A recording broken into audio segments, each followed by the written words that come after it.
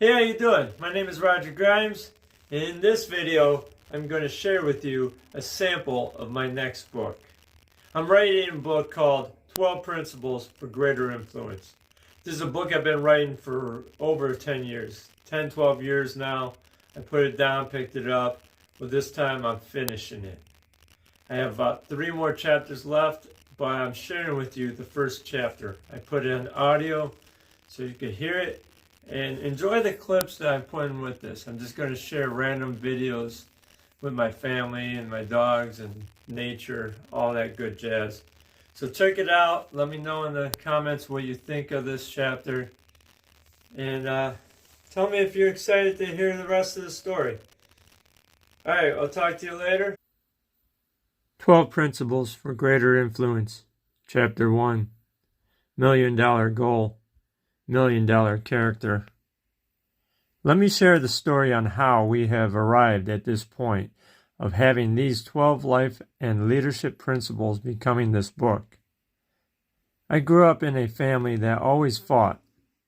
My parents always argued, and us kids would bicker among each other, but stick together when we would have issues with the way our parents would act with one another, as well as when my dad would act like a man-child towards us. My dad was not a bad man, but he was immature when it came to feelings and relationships, and my mom was a loving person with a wall of hatred that would sometimes block her loving side. Both my parents had many childhood issues that resulted in their dysfunction.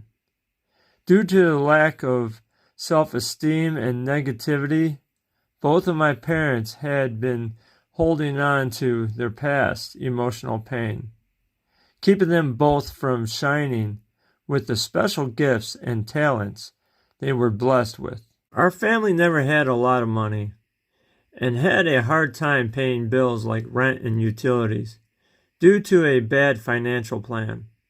Needless to say, I never was taught the skills I needed to learn to have a balanced financial life, as well as to lead a functional family. I did not want to be like my parents in the matter of having a hard time expressing their feelings in a positive manner and letting their past dictate their present and future. I did end up picking up the best of both of my parents, as well as some bad habits. I met my wife in late 1997 or early 1998, but we started dating in April of 1998. She had 3 kids, all boys, ages 10, 5, and 4. We started seeing each other more often, and I began spending time with the kids also. We got married in June of 2002, and I opened my karate dojo school in October 2002. I was 27 years old with a new family and business, as well as having a full-time job as a manager of a family restaurant. My plate was full. When I was turning around 30 years old, I was thinking about my life and what I have and have not accomplished, and where am I going from here? I thought about the fact that I have become a husband, father, leader, as well as a mentor. Since I still had my own issues and some that were passed down from my parents, I remember that I did not want to run my household like them. I also did not want to let my mess dictate the way I lead my staff at the restaurant. I also did not want to mentor my karate students with my mess seeping into my teachings. I concluded that I needed to better myself for my family first, and thought that it would also benefit the influence I had on others at work and karate. Now with this plan to improve myself for those around me, I also set a goal to earn $1 million in 5 years. I had this thought that if I raised my bank account, that would better the quality of life for my family. That was in 2005. And as I write this book, it is March 2022. Now it is 17 years later, and I did not come close to reaching my goal of $1 million. Heck, I even found myself in debt to the point that I almost lost my house. I knew I needed to improve myself, and part of me thought that by improving my bank account, that would improve me. I never had much money and did not realize how much work my character needed. Now I know how much more important self-improvement is than a large bank account. Good character has greater influence than lots of money. My big financial opportunity has arrived, so I thought. One of the long-time customers at the restaurant I was managing started to talk to me about a side business opportunity that I could do in my spare time. This surprised me because this customer never spoke much over the years he has been coming into the restaurant. He gave me some information on this company to look over. I gave it a few weeks and then talked to him about this opportunity. This was a multi-level marketing company, or some would call it a pyramid scheme. Many multi-level marketing companies are schemes, as the product or the service is overpriced and is just a way to make lots of money from those who are distributors. But this company has been a good company, who was even publicly traded on the New York Stock Exchange. I tried out this company and did good for the first month or so, but found out that I really did not like this kind of business, having to go out trying to get new customers and a downline to build my team. But that gentleman who introduced this company to me also introduced the world of motivational speakers and self-improvement, which I was seeking self-improvement, and this pointed me into the right direction.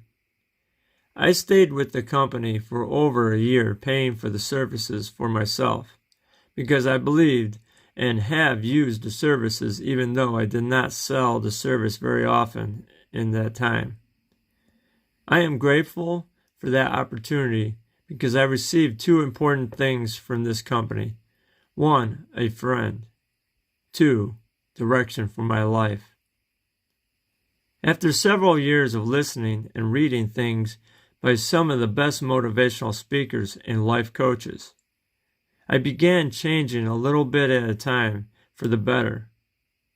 I was reading things on finances and how to earn money. But one of the motivational speakers said, if you are looking for leadership skills, read the Bible.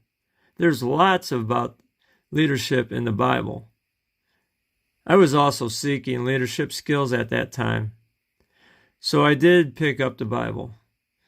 I have always believed in God and Jesus, but I did not live a godly life, let alone study the ways of God. I thought on how I am reading about seeking money, but I have never read the Bible. The only Bible I had was an old Catholic mantle Bible from the 1970s that my mom gave me. It was huge. I prayed for the first time in years for God to guide me on where to start reading. Then I opened to 1 Samuel. I wanted to start in the story of David and Goliath since I have always related to that story when I was a kid. Not knowing that the story of David and Goliath is in 1 Samuel, I started to read and discovered that is where that story resides. I felt a connection with God and that He was guiding me. Then I began to pray more often. Now I was at the point of still studying different motivational speakers as well as studying the Word of God. This part of my life I realized seeking $1 million is not that important anymore. But the seeking of oneself and improving oneself takes top priority. I know that God was using this self-improvement seeking I was doing to bring me closer to Him and lead me into my next role of serving in the church and passing wisdom via my writing and public speaking. I know some of you are reading this book and may not want to hear about God, Jesus, or church, but this is my story, and it is important to the making of this book. I do know many of the Christians who know me are looking for me to write a full-out Christian book, but this book is written for everyone. I will be writing a book called 12 Principles for Greater Influence, Ministry Edition, as well as other Christian books. But I wanted to start my writing from where I began, and that is the motivational and inspirational route, but not hiding the fact that I became a born-again Christian through this journey. It was around Christmas time when I started listening to a local Christian radio station, because they would play Christmas music continuously up until Christmas. I would listen to this station on my way home from teaching karate. They played a show called the Tesh Radio Show, and there was a section titled Intelligence for Your Life. On his show, Tesh would talk about different things that could improve your life. Could it have been by chance I was looking to better myself and life that I would find this radio show? I would still listen to John Tesh's show after the Christmas music would stop, and then the Christian music started to get into my spirit. And I was still reading the Bible daily and praying more often, but I wasn't looking for a church. My son went to a friend's church when he was about 15 years old and came home, then told me that he got saved. I told my son, great. Now still, not understanding what it really meant to be saved, I bought him a Bible. Yet, still wasn't looking for a church. About a few weeks later, my son asked to go to the Word Church, which a friend of ours was attending there. And that is where my wife and I joined the church and became born again in 2007. At this church, my pastor was speaking my language of improving oneself via the Word of God, drawing us closer to God. I began in ministry around 2008, and that changed me for the better once again. Where did the idea for 12 Principles for Greater Influence come from? It all started when I wanted to have a good moral principle-based teaching added to my youth karate program. I thought about it and came up with 12 leadership principles comprised from all the motivational principles and biblical principles for life that I learned. I called it leadership principles at the time. I started to teach these principles in the youth karate class, one principle each class. I never thought this would become a book until a few years later. Then I started to write this book over 10 years ago. I put it down several times because I did not think I was ready to write this book, because I needed to work on these principles myself a little more. I still taught these principles to the kids and let them know honestly, I still need to work on these also, so I will work on them with you. Then I started to write again and took another break because it was grueling trying to maintain my stupid busy schedule I had made for myself.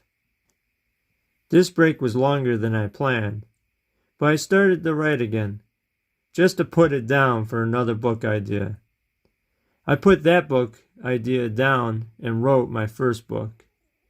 That is on Amazon, Barnes & Noble, Apple Books, Kindle, Audible, and many other places. My book is called Lessons from the Cage, Life Lessons from MMA.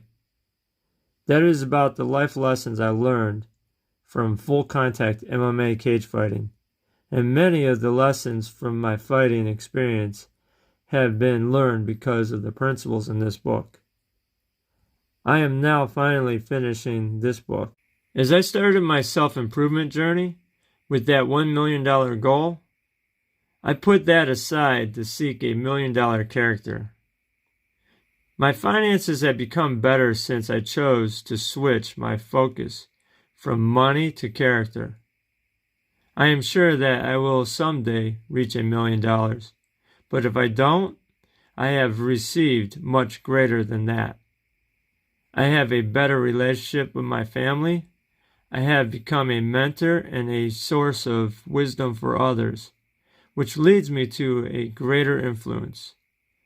Even though I may have titled some of the principles different than I originally chose and changed the order of them several times, they are sound principles to help your life as well as build you to help others in their life. The next 12 chapters will be these principles. Enjoy the journey and get the most from this book to improve whatever you desire.